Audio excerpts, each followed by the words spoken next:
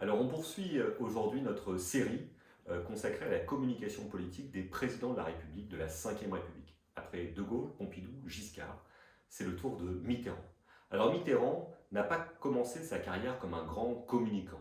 C'était un homme politique traditionnel de la Quatrième République et du début de la Ve République. Il a d'ailleurs été pris à plusieurs reprises dans des affaires qui n'ont pas aidé sa réputation. On pense à la fausse attaque de l'Observatoire, par exemple, ou à sa déclaration un peu maladroite à Charletti en 1968.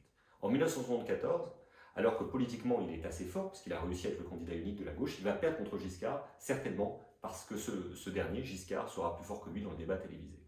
Mais Mitterrand va travailler sur son image, travailler sur sa communication politique, peut-être stimulé aussi par son concurrent chez les socialistes, Michel Rocard, qui est le chantre de l'image et de la communication, comme l'a dit mon ami Pierre-Emmanuel Guigaud. Et en 1981, Mitterrand arrive prêt, totalement prêt, pour combattre Giscard à la présidentielle. Il a modernisé son image, il a modernisé son apparence, il sait mieux se servir de la télévision et il va prendre sa revanche contre Giscard lors du débat du deuxième tour.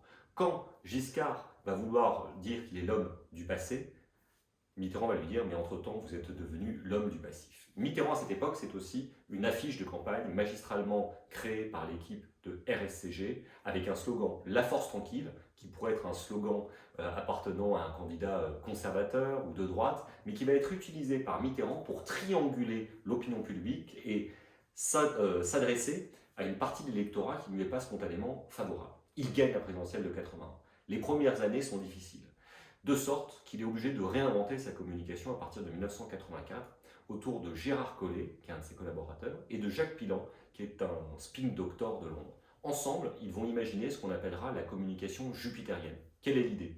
La parole présidentielle doit être rare, et quand elle décide d'intervenir, il faut qu'elle frappe fort, telle la foudre, pour qu'elle crée l'événement. Et il va particulièrement bien manier cet outil jupitérien, cette foudre jupitérienne, dans la dernière ligne droite pendant la cohabitation, ce qui va lui permettre d'être réélu en 1988, alors que personne ne l'attendait après cette cohabitation qui avait commencé en 1986. Enfin, Mitterrand, c'est aussi des codes cassés en matière de communication politique. C'est une émission spéciale avec Mourouzi, dans laquelle Mourouzi va s'asseoir sur le coin du bureau du président de la République, où ils vont essayer de parler en verlan, comme on disait encore à l'époque. Et puis, c'est des mouvements citoyens qui, en termes de communication, vont aussi aider le président de la République. C'est le mouvement Touche pas à mon pote, c'est le mouvement Génération Mitterrand.